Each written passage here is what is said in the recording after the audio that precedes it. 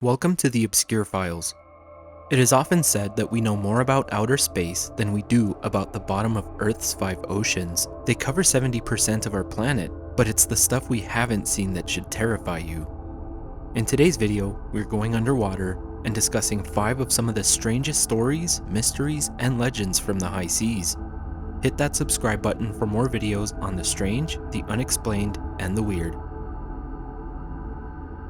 In the late 1940s, a series of frantic signals flooded the airways over the Strait of Malacca. The string was fractured, but the message was clear. SOS from Orang Medan. All officers, including the captain, dead. Probably whole of crew dead. Then, after a moment of silence and static, a final chilling transmission. I die. When the American vessel Silver Star finally boarded the Dutch freighter, they found a living horror story. The ship was structurally perfect, but the deck was a graveyard. The crew didn't just die, they froze in a state of what appeared to be sheer panic. Every man lay on his back, eyes wide, staring up at the sun, and mouths wide open as if screaming at an unseen predator. Their arms were outstretched, bending off a terror no one else could see. Even the ship's dog, a small terrier, was found mid-snarl, with its teeth bared as if growling at the ship's attacker.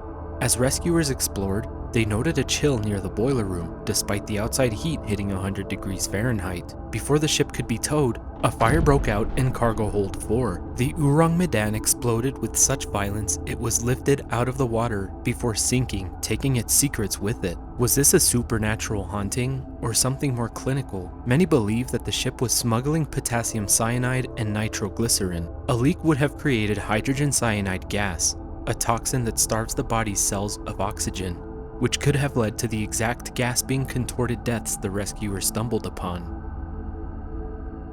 In 1955, the MV Hoyita was dubbed the Titanic of the Pacific.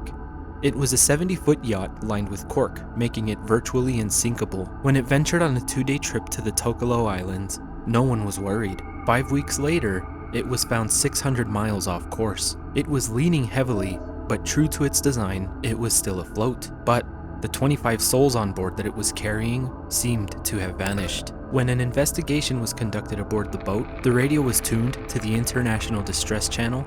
The clocks had stopped at 10:25, and the lifeboats were missing. But the most disturbing find was in the cabin: a doctor's bag containing a stethoscope, a scalpel, and 4 blood-stained bandages. It was clear that someone had been badly injured before the boat was found empty. A corroded pipe had flooded the bilges, killing the engines. The crew likely panicked, unaware that the cork in the hull would keep them safe. Evidently, they climbed into rafts and vanished into the Pacific. The Hoyita's captain, Thomas Dusty Miller, was a man of significant maritime experience, but was plagued with significant financial debt. Those who knew him argued that Miller would never have abandoned the Hoyita voluntarily. This has led to speculation about a mutiny or a violent confrontation between Miller and his American first mate, Chuck Simpson, who were known to dislike one another. This has led to theories about a falling out between the two, and perhaps a fatal altercation took place. The leading rational explanation is that the crew, seeing the ship filling with water and unable to call for help, panicked and evacuated to the life rafts. However, there was 4 tons of cargo missing. This and the bloodstained bandages keep more sinister theories alive, including attacks by pirates or interference by lingering Japanese forces from World War II, who some believed were still active on remote Pacific islands. What's your theory on the MV Hoyita? Do you think they had some technical issues, or do you think there was something more sinister at play? Drop a comment and let me know, and don't forget to hit the subscribe button if you haven't already.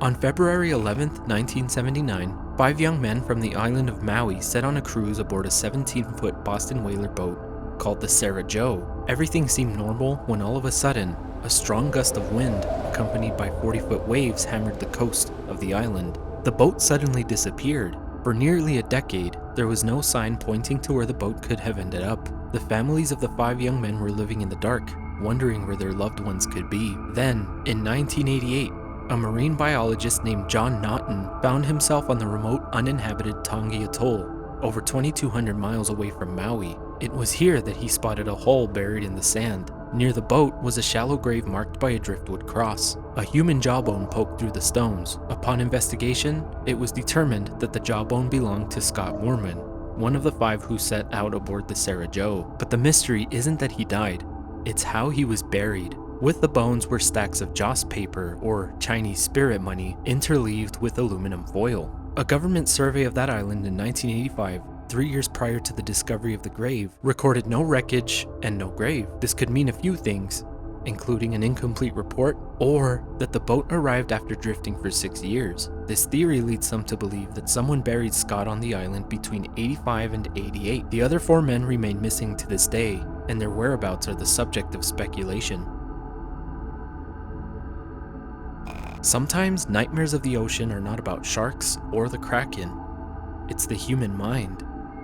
In 1828, Captain William Stewart of the Mary Russell succumbed to a total isolated paranoid breakdown. Stewart's paranoia was fueled by a dream and a series of innocent events he confused for conspiracy, such as crew members speaking Gaelic or asking for navigational training. In a state now clinically described as monomania, Stewart lured his crew members into the cabin one by one. He convinced them that they were being tied up for their own safety, but in his mind, it was to prevent a mutiny he believed was already underway. Once they were bound to bolts he had stuck into the floor, Stewart used a crowbar and an axe to bludgeon his crewmates to death. When rescuers found the ship, they described a scene of carnage so appalling that the heads of the victims were bludgeoned beyond recognition. Stewart was eventually captured after he jumped overboard, leaving behind the corpses of his victims. At his trial, medical professionals testified that he was sane on all matters except the perceived mutiny. He spent the rest of his life in the Cork Lunatic Asylum, where he died from natural causes at the age of 98.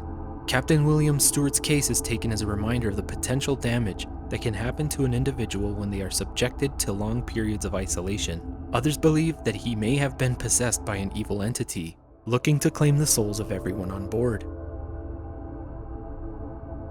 On July 30th, 1915, the German submarine SMU-28 torpedoed the British steamer named the Iberian in the North Atlantic. This led to one of the most credible sea monster sightings in history, and was documented by professional naval officers. The Iberian sank quickly, and about 25 seconds later, an explosion, likely the ship's boilers, sent a massive column of water and debris 100 feet into the air. Along with the debris from the steamer, a gigantic sea animal was catapulted from the depths. Von Forstner, the submarine's commander, and his bridge crew all observed the creature through binoculars as it rose among the debris. They described a 65-foot-long creature that resembled a gigantic crocodile, with 4 powerful webbed limbs and a long tapered head. Some believe this could be a relic population of a mosasaur or a pliosaur. The description of this creature matches extinct marine reptiles perfectly. Other theories suggest that the Iberian was transporting this creature, while skeptics call it nothing but a tall tale. It's important to consider that the U-28 crew were professional observers, and the reputation and credibility of the submarine's captain was at a high standard. The ocean is more than just water. In many ways, it is a historical archive. It preserves the echoes of tragedy, the remnants of biological anomalies, and the screams of crews who saw things they couldn't explain. Scientists will continue to make underwater discoveries well into the future, but it's the things that are to be discovered that are beyond science and nature that may give us more questions than answers. Thank you so much for watching this video. If you enjoyed it, please make sure you're subscribed for more videos on the strange, the unexplained, and the weird. Be sure to hit the like button, leave a comment down below letting me know what other stories, legends, or mysteries you'd like discussed in a future video. Thanks again so much for watching, and I'll see you guys on the next one.